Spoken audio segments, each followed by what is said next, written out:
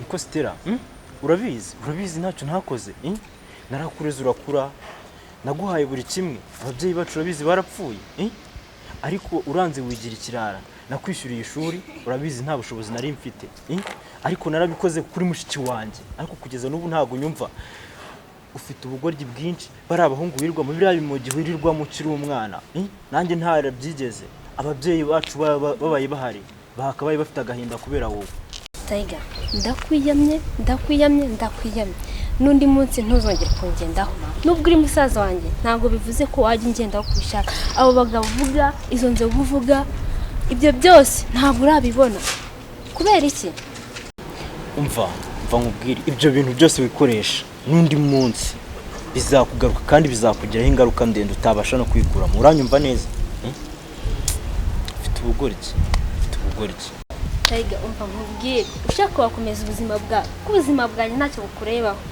so cukwawe nanjye cukwanjye ntabwo aricyo gisubizo kizima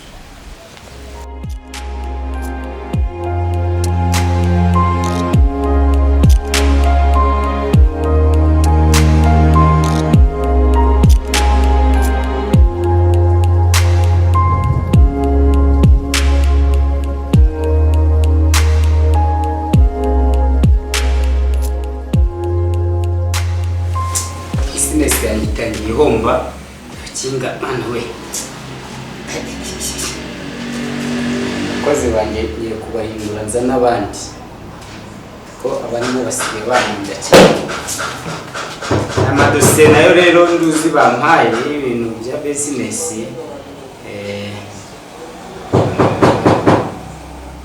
yes karibu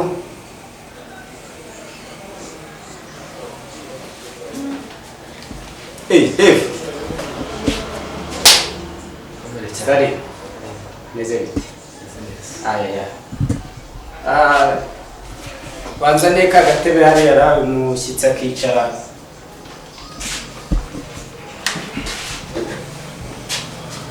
Usanze hano ndi mu madosiye. Ndimo ndiga muri aya dosiye. Ariko raje nizamahirwe wanjye. Meze neza.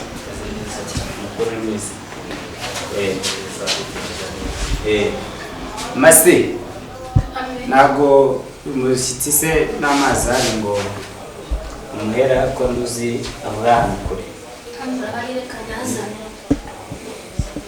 tekano tanyanduriza amadosiye yanjye mukazi tumeze neza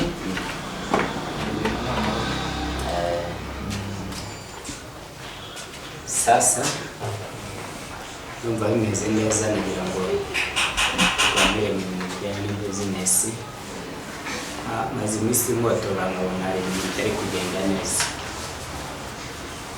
rero ariko se Dave imyaka tumaranye iyo ndebye umbona gute Dr.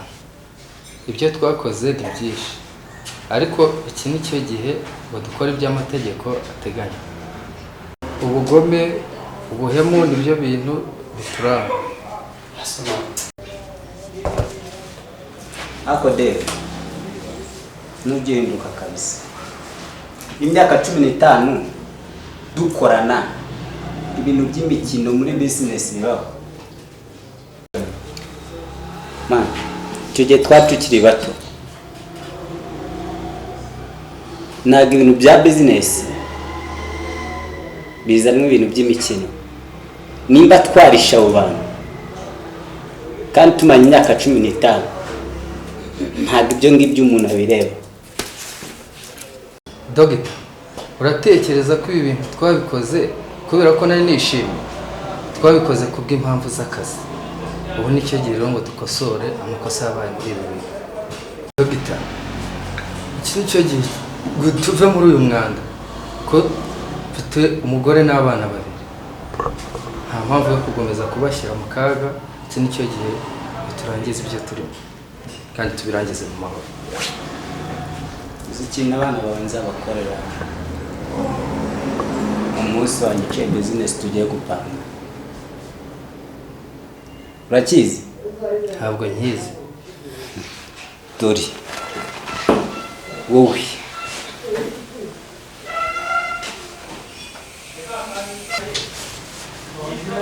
uzi ikintu nzakorera abana bawe? ntabwo nkizi, nta nubwo ari ngombwa ko nkimenya. Okay. Nzahera kuri umwe, fata umwana wawe umwe, muca agatoki, muca akaboko, kugeza aho nzagera ku mugore wawe. Ibyo niba wumva ari byo bizakushimisha, guhera kera hose uhemuka ukaba wumva uzakomeza guhemuka, uzagenda ubikore. Tuza dukine business, icy'ingenzi ni uko mbikumenyesheje icara. Kandi ikindi, hari abantu bagomba kuba ibitambo kugira ngo business yacu igere. Kandi umuntu wese uzanyitambika icyo nzamukorera.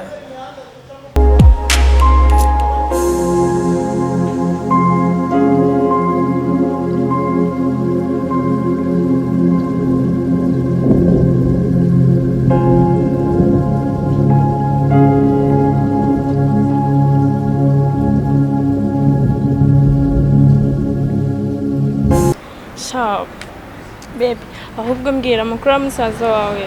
Mbere yo kumbwira nyine udire ngo abanze mbwira amakuru ya musaza wawe dukomeze. ahubwo mwana Miri, mbwira nimba ufite gahunda ibyo bya musaza wanjye bireke, mubwire dire twakindi ufite amafaranga.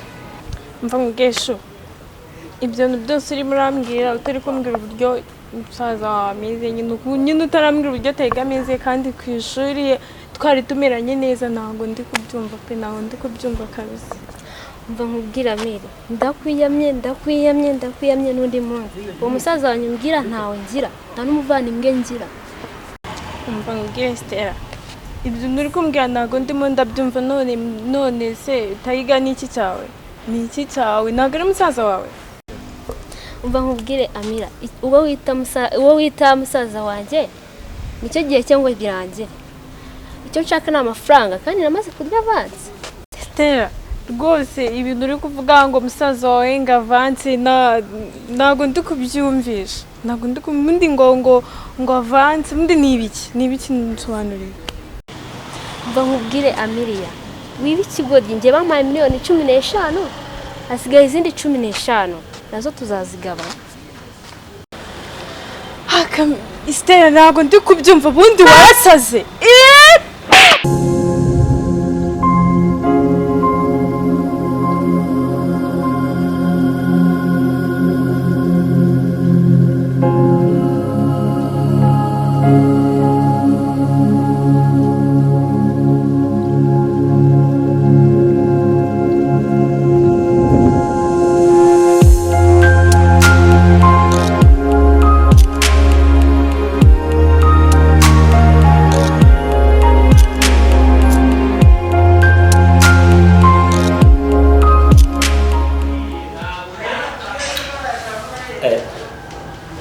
Na business iyo twayikoze neza cyangwa ikagenda neza, umuntu arunguka cyane. Urabona mu byo muri raporo nahawe, reba amafaranga twinjije, ubona ko ari menshi cyane, ni amamiliyoni. Urumva ko mu gihe gito turatumaze noneho kuyobora isi. Gihe nshaka kuyobora isi, ntabwo ushaka gukora ibintu bya bindi ngo biri aho ngaho. Okay. Business iteguye neza, igenda neza. Ariko umuntu dutegereje ndabona ari gutinda. Mwabo mwavuganye? Nibyo ko ari hafi, ariko sorry kujera. Karibu.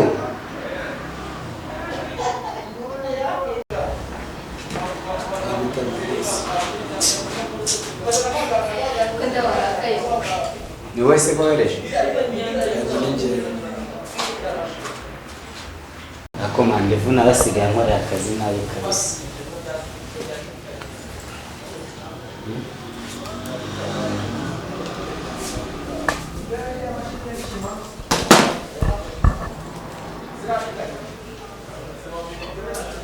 Imbere ya bosi ugomba kuba icyubahiro.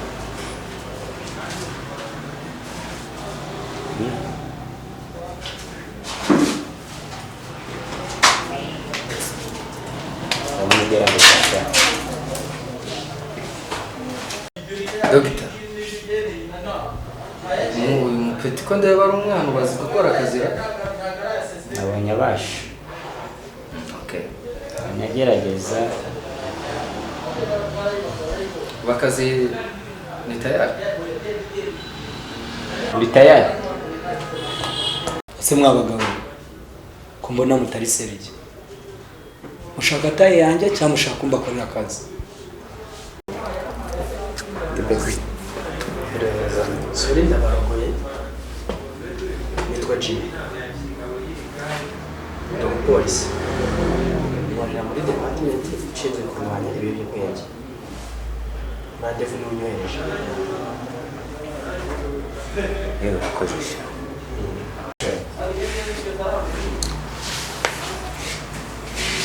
Akaba kohereje yitwa Kim. Amakuru uzajya ubona uzahita umubwira, kandi ikindi uyu aho tuzajya tumutuma